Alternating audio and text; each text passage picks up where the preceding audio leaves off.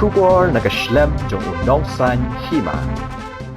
Menteri Rang Badu Kari Narendra Modi unlet banyak kendu Pope Francis Hanong Ba Vatican City hagas ngit sajan kabalong kumsi benta naga jingle jong syakanong ba room banyak syembenta haga jingelang ba kabakhan riu jong kinong yalam ka kenhun G20. Modi undan harum bat Vatican City nadu ka arpo khandai hadu lai puwei tarik Urisau bat hadin kata on selet sa Glasgow UK nadu ka sitarik hadu ar tarik Unaiwing.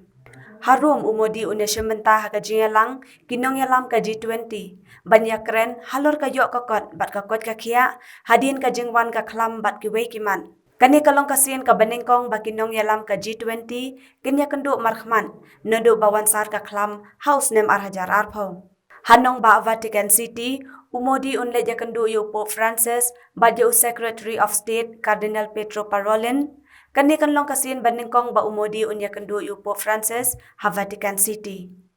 Ha kalay paway tarik Urisau unmi na Rome banlet sa Glasgow, banya syembenta ha ka 26th Conference of Parties, banya kren halor ka jingkala kasun beneng, bat kumno banya kun persya ka.